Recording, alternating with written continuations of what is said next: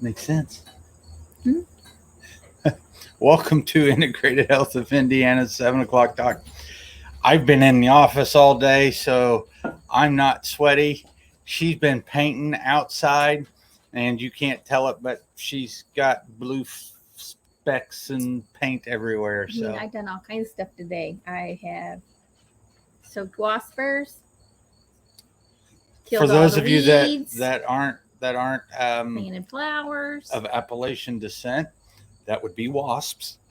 waspers. If it's more than one, it's waspers.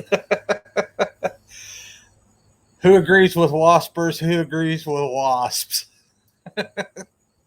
Anyway, so she's been working hard, and I've just been working at the clinic. So, what we're going to talk about tonight is the big five that we mentioned last week. When we talk about fatigue, we talk about digestive disorders, we talk about dysfunctional hormones, we talk about depression, and we talk about weight. And it's what we are going to do at the end of this is we're going to post a link to a sign-in sheet, and you will get the elimination diet with the follow-up that will allow you to do the 1 month elimination diet, and then at 2 weeks the food reintroduction. Because if you start to do that, then honestly you're not going to end up wasting time and money in the clinic discussing what you've done and spending money on stuff that you can actually take care of yourself. Because what we want to do is have that foundational baseline stuff done, and then we want to work on the things that are hard for you to figure out, the things that, how we unspring the slinky. How would you term that? What would you say our job is to do to help people be healthier? Kind of just there as the coach. Kind of as the coach, and to dig in and figure stuff out. Be your cheerleader. I don't know about cheerleader, but yeah, we're there to help. So when we look at this, the first thing I'm going to start to show you is the GI map. And this is one of the tests. So how does this relate to fatigue? When patients were coming to you in the hospital, if they had infections and stuff, how did they present? Lethargic, pale, hot, feverish. And so, as you can tell, this is my GI map, and we collected it in July. And I'm a pretty healthy individual. I go to the gym 3 times a week. We eat the same diet. We do the same things. She goes to the gym as well. And so we have a healthy lifestyle. So this infection here, this pathogen, it doesn't kill me, because the body actually does what it's supposed to do, which is adapt and overcome. But we want optimal health. And if you have occult infections, so you can see everything that it tests for. It tests for all the bacterial pathogens. Well, not all of them, but the most common ones, especially for North America. It tests for the parasites, viral pathogens, and then here's a big one. 90% of the world is infected with H. pylori. And when you do triple antibiotic treatment, when you were reading about that for your mother, how often does that fail, and in what timeline? It fails 80% of the time in about 2 months. So 80% of the time with triple 80% of the people will get H. pylori back within 2 months. So 80% of the people will get H. pylori back within 2 months, and then it becomes resistant to the antibiotics. And so, what does H. pylori do to people? Ulcers, stomach pain, GERD-like symptoms, acid reflux, causes people to feel full when they eat, even if they've only eaten a couple bites. It can cause anorexia, which means you don't want to eat. And it can make you tired because you're going to malabsorb things. And if you malabsorb things, you don't have the nutrition to actually run your body system. The statistics that I read was actually 60% of all treatment for H. pylori fails. And so what we end up doing is we end up saying we want to go low and slow to kill this bacteria.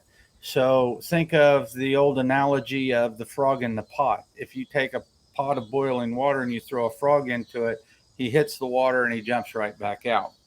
But if you take a frog and you put him in a pot of water and you slowly turn up the heat, he gets used to it until he cooks. And so that's what we want to do with this bacteria, with all of these bacteria, is we want them to stay out in the open. And we want to kill them slowly with herbal microbials and stuff like that so that the body gets used to it. And this allows the other bacteria in your body to balance out. And that's a big thing. H. pylori is in 90% of the population.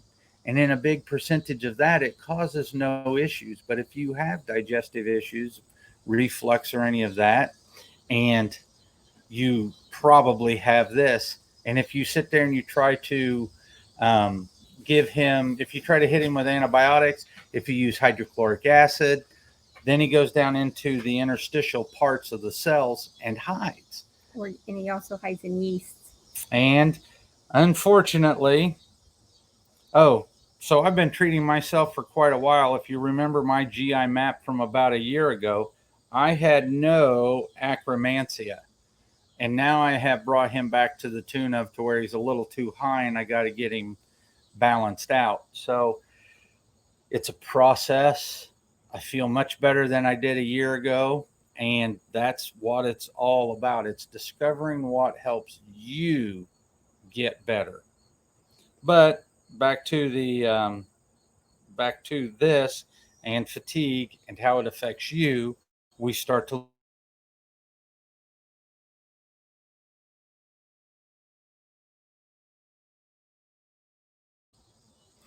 these are dysbiotic or overgrowth bacteria. And when those things happen, things can't work properly. You don't produce short chain fatty acids. Your gut doesn't heal. These things happen to you all the time. And then right here, here's the reason why I keep having some recurrent H. pylori. If you don't treat the yeast, H. pylori can go into the yeast, and when he does that, he's protected. It's like he forms his own biofilm if you've done any reading on this type of stuff, and that's where he hides.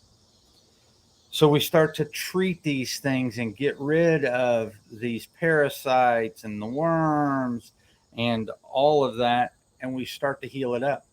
But as a foundational functional thing, are you absorbing the way that you should? Are you able to digest what you need to digest? Does your gut act as a barrier to not allow pathogens into the system? That's where we start to look at, are you digesting your fats? Yes, I am. My pancreatic elastase is just, I'd like that to be a little higher. I'd like that to be in the 400 and 500s. My beta glucuronidase looks good. This is especially important for women because if you are recycling that, you will become estrogen dominant.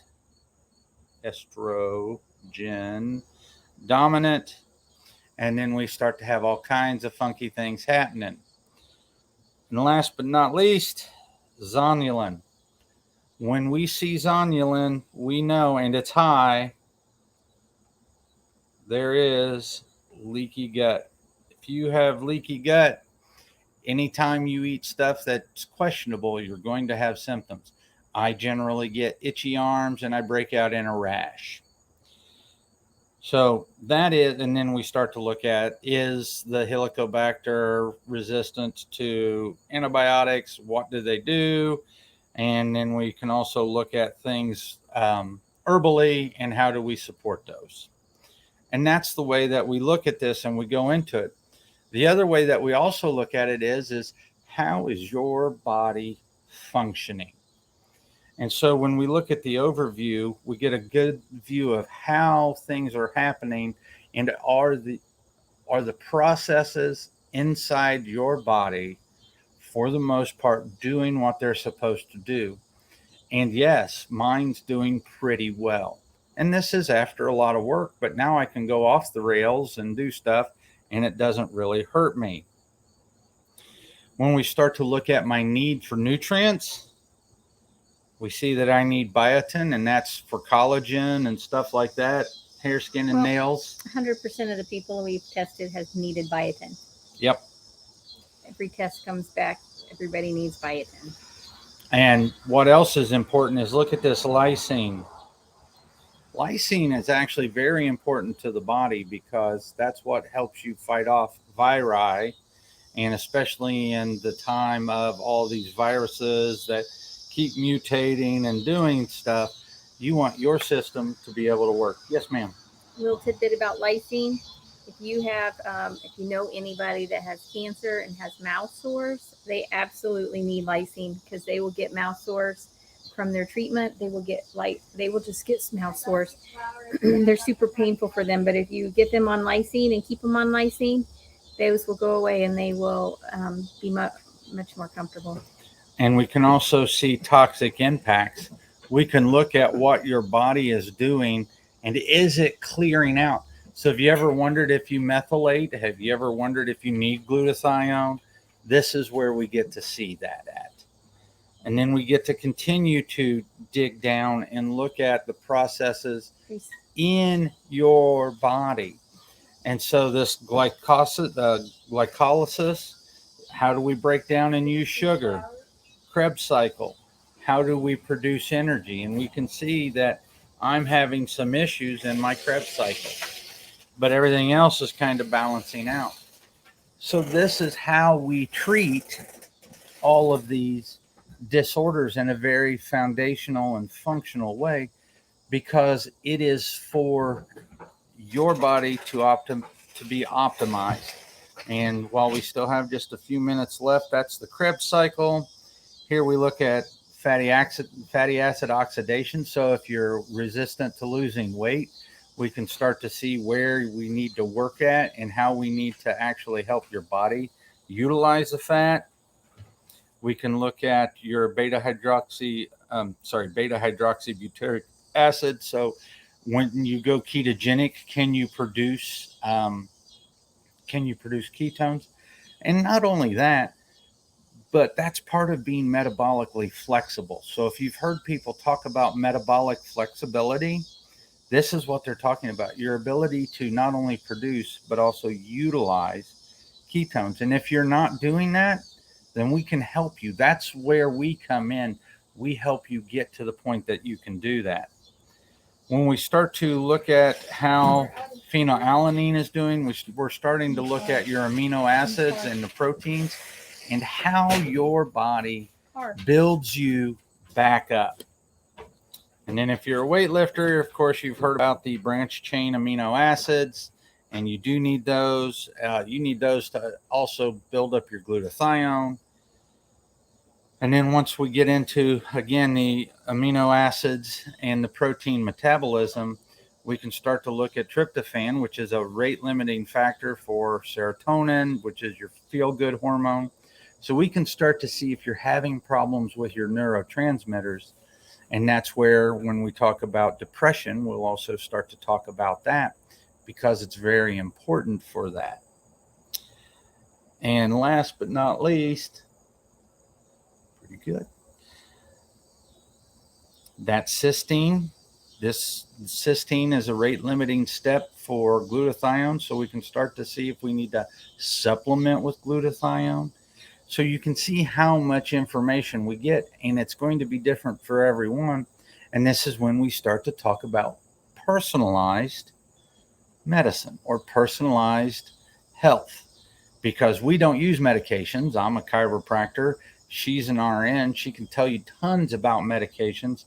I work on the supplement and natural side to get you to be healthy that way. are there any questions? Because as you can see, it's a very detailed test, and it's what helps us get started with you and helps get you to the point that you start to feel better.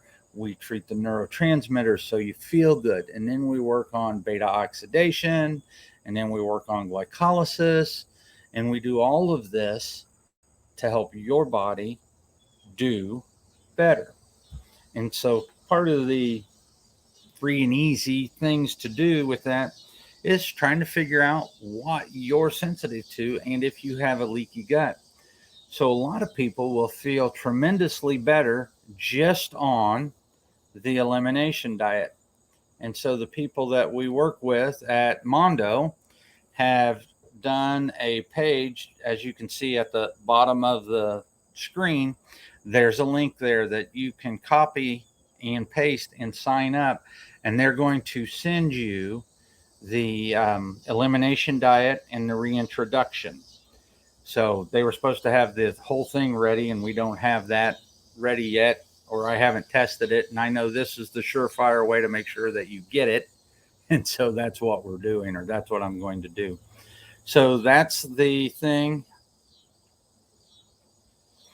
Generally, we like to go about 3 to 4 days, because most supplements are water soluble, Susan. So they'll last about 3 to 4 days, and then you'll pee them out. They'll be gone.